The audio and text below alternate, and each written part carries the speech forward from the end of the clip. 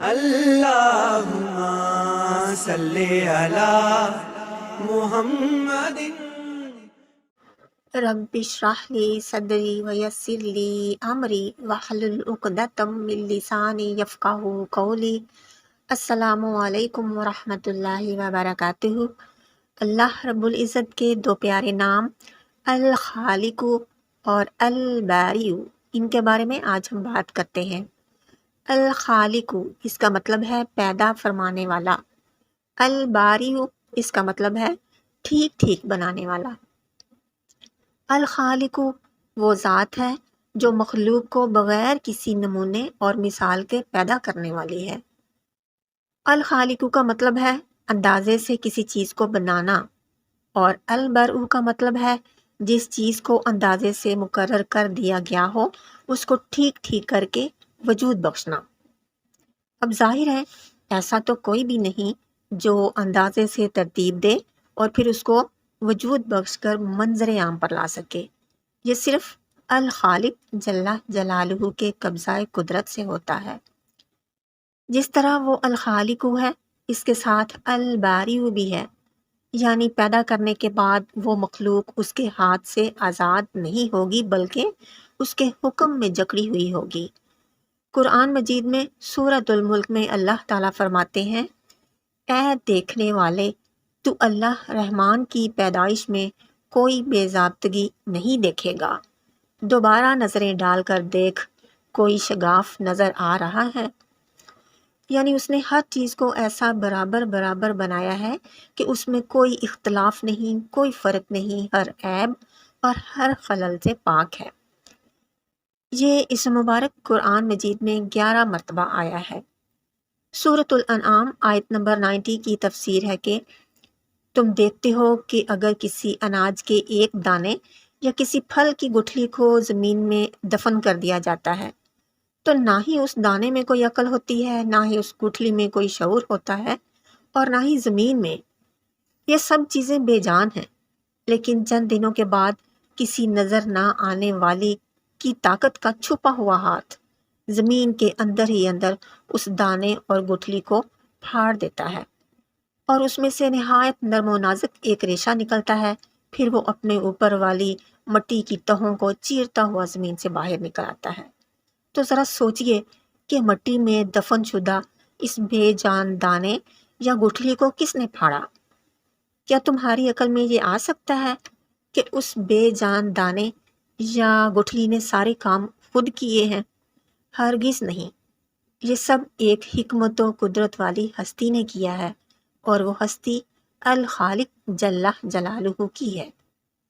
اللہ رب العزت نے زمین کو انسان کے لیے بچھونا بنا دیا ہے، بالکل فلیٹ، تاکہ وہ اس پر آرام سے چل پھر سکے، اور اسی زمین کو ہمارے لیے فرمانبردار بھی بنا دیا۔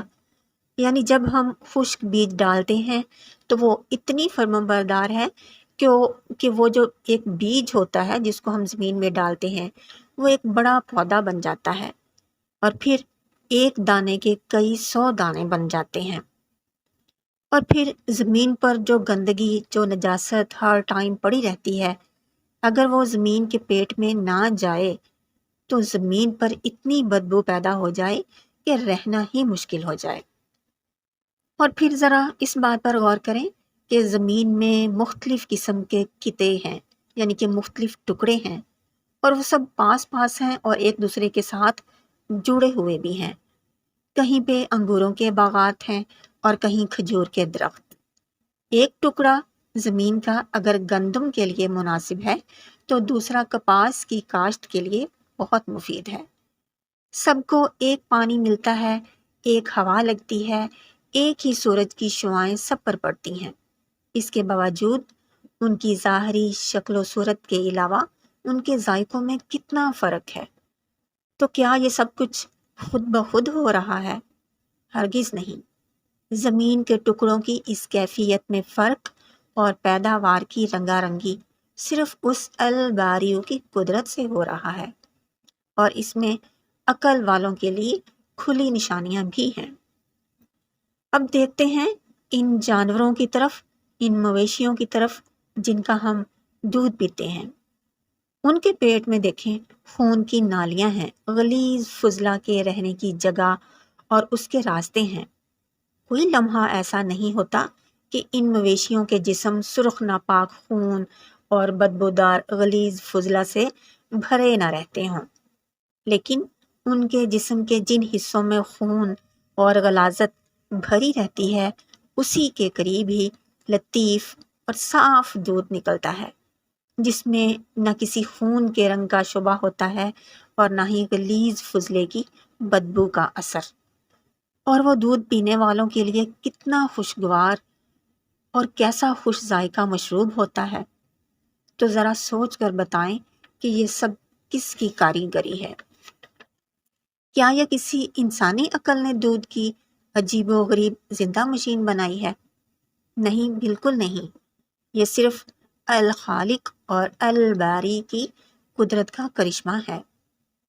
قرآن مجید میں سورۃ الذاریات میں اللہ تعالیٰ فرماتا ہے، اور یقین لانے والوں کے لیے زمین میں بہت سی نشانیاں ہیں اور خود تمہاری ذات میں بھی موجود ہیں، پھر کیا تم دیکھتے نہیں ہو؟ اس آیت میں خود انسان کی ذات کی طرف توجہ دلائی گئی ہے کہ زمین اور اس کی مخلوق کو تو چھوڑو، اپنے وجود، اپنے جسم اور اپنے اعضاء کو ہی دیکھ لو۔ سارے عالم کی مثالیں انسان کے وجود میں موجود ہیں۔ کس طرح ایک نطفہ ماں کے رحم میں قرار پاتا ہے، پھر اس نطفے سے جمع ہوا خون، پھر گوشت کا ٹکڑا، اور پھر کس طرح ہڈیاں بنائی گئیں، ان پر گوشت چڑھایا گیا، اور اس کے بعد بے جان پتلے میں جان ڈال دی گئی اور اس کی تخلیق کو مکمل کر کے اس دنیا میں لایا گیا، اور پھر ایک بے علم اور بے شعور بچے سے ایک عقل مند انسان بنا دیا گیا۔ ہر انسان کی شکل دوسرے انسان سے مختلف ہے۔ اربوں انسانوں میں ایک چہرہ دوسرے سے ممتاز نظر آتا ہے۔ اس چند انچ کے رقبہ میں ایسے امتیازات رکھنا کس کے بس کی بات ہے؟ صرف اور صرف اس الخالق جل جلالہ کی قدرت کاملہ ہے جے۔ اگر انسان صرف اپنے وجود پر ہی نظر دوڑائے تو اسے اللہ رب العزت کی ذات میں ہرگز کوئی شبہ نہ رہے، اور سوچے کہ مجھے بولنے کی طاقت کس نے دی، میری آنکھ میں روشنی کس نے ڈالی، میرے کان کے پردوں میں سننے کی قابلیت کس نے رکھی، میری زبان میں یہ ذائقہ، یہ چٹخارا، یہ کس نے رکھ دیا ہے؟ کیا یہ سب مہربانیاں میرے والد نے کی تھی میرے ساتھ، یا پھر میری والدہ نے؟